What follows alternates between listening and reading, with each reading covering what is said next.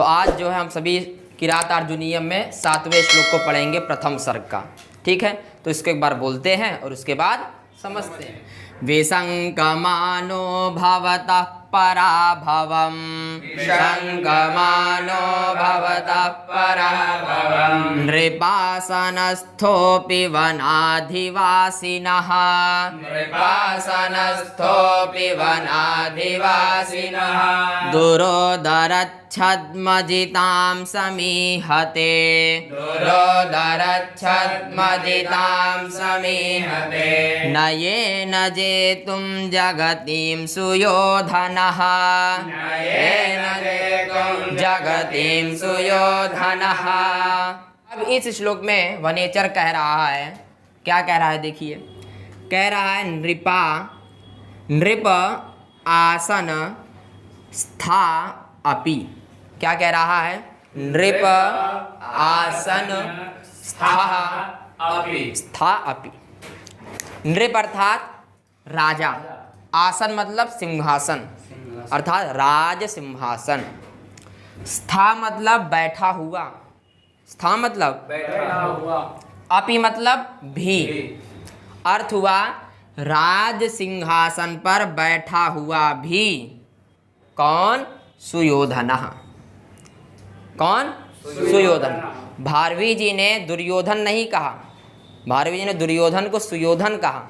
सुयोधन का अर्थ है सुखेन युध्यते, जिसको सुखपूर्वक जीता जाए, वो कौन है? सुयोधन। तो सुयोधन अर्थात दुर्योधन समझिएगा। ठीक है, तो कह रहे हैं वनेचर कह रहा है नृपासनस्थोपि, राज सिंहासन पर बैठा हुआ भी दुर्योधन अर्थात सुयोधन।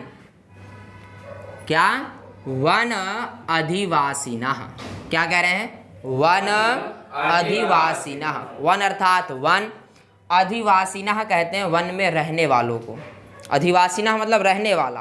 कहाँ? तो कह रहे हैं वन, वन में रहने वाले। तो वन में कौन रह रहा है? 5 पांडव, युधिष्ठिर जी। तो वनेचर कह रहा है महाराज राज सिंहासन पर बैठा हुआ भी दुर्योधन, इस टाइम राज सिंहासन पर कौन बैठा है? दुर्योधन बैठा है। तो वही कह रहा है वनेचर, राज सिंहासन पर बैठा हुआ भी दुर्योधन वनाधिवासिनः, वन में रहने वाले, भवतः अर्थात आपसे, वन में रहने वाले आपसे, पराभवम अर्थात पराभवम, भवता या पंचम्य अंत है अर्थात आपसे, पराभवम अर्थात पराजय, पराभवम मतलब पराजय।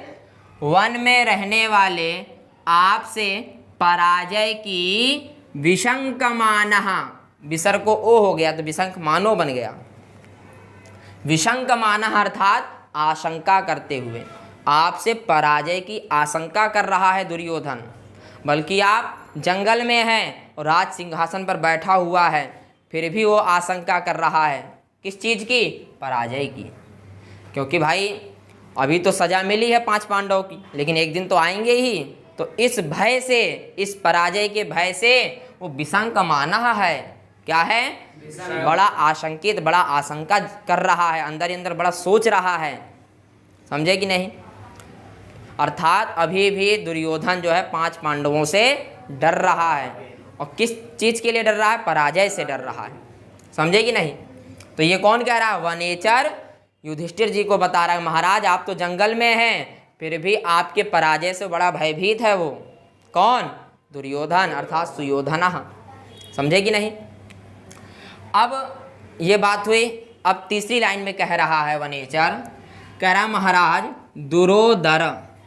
क्या कह रहा है? दुरोदर। दुरोदर कहते हैं द्यूत क्रीड़ा को। दुरोदर मतलब द्यूत क्रीड़ा, जिसमें पासा फेंकते हैं।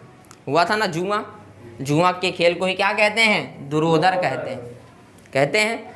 अब वनेचर कह रहा महाराज दुरोदर, दुरोदर में छद्म कहते हैं छल को। छद्म मतलब छल।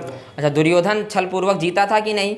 तो वही वनेचर कह रहा है दुरोदर छद्म, छद्म अर्थात छल पूर्वक। दुरोदर मतलब द्यूत क्रीड़ा में छल पूर्वक जिताम अर्थात जीती हुई, जिताम मतलब जीती हुई, जगतीम, जगतीम का विशेषण है। कैसी जगतीम, कैसे राज्य को जीता था, किस प्रकार से? तो दुरोधर छद्म जीताम जगतीम, द्यूत क्रीड़ा में छल पूर्वक जीती हुई धरती को अर्थात राज्य को वह सुयोधन नयेन जेतुम समीहते, क्या कह रहे हैं? नयेन जेतुम समीहते, उसको जो है नयन अर्थात नीति पूर्वक, जेतुम मतलब जीतना, समीहते मतलब चाहता है। समझे कि नहीं? अच्छा आप देखिए, दुर्योधन एक साइड है, एक साइड कौन है? युधिष्ठिर जी। युधिष्ठिर जी का मार्ग धर्म का मार्ग है कि नहीं? और ये जो दुर्योधन है अभी तक अधर्म के मार्ग पर था। अब इसकी प्रतिस्पर्धा किससे है? युधिष्ठिर जी से है। अर्थात पूरे राज्य में ये दुर्योधन बदनाम है कि नहीं? बदनाम है। क्यों बदनाम है? क्योंकि छल पूर्वक जीता वो धरती को अर्थात राज्य को युधिष्ठिर जी से, तो इसलिए बदनाम हो गया कि नहीं? अब वो युधिष्ठिर से डर भी रहा है कि भाई सज़ा जब भोग लेंगे, इनका जब वर्ष, ये जो 13 वर्ष का वनवास है जब पूर्ण हो जाएगा तब आएंगे, युद्ध करेंगे, सीधी सी बात, अपना राज्य मांगेंगे, तो उसमें मेरी पराजय निश्चित है, ये दुर्योधन जानता है।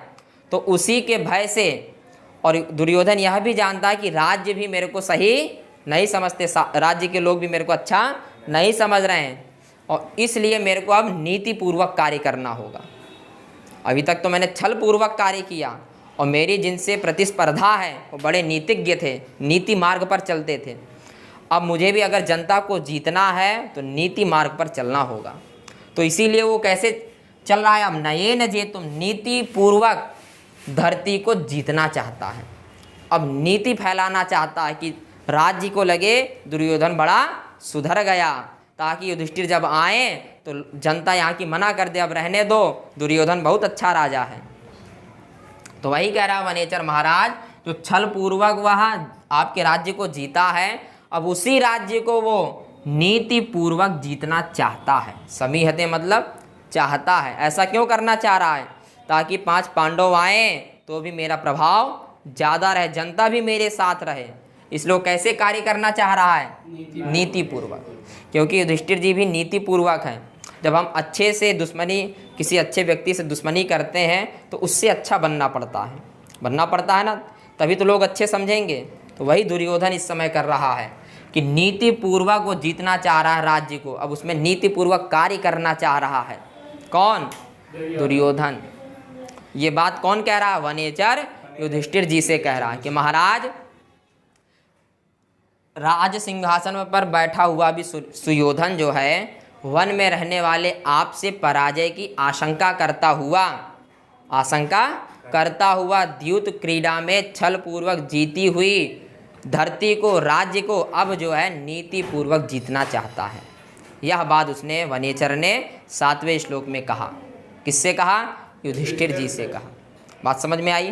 तो अगर मान लीजिए प्रश्न आ जाए, दुरोधर छद्म जिताम जगतीम नयेन जेतुम समीहते, ये किसने कहा? तो आप कहना वनेचर ने कहा। अभी तक 7 श्लोक तक पूरी बातें कौन कह रहा है? ये वनेचर ही कह रहा है। समझे कि नहीं? तो ये आप तक श्लोक पहुंच गया, आपके समझ में आ गया। तो बस आज के लिए इतना ही।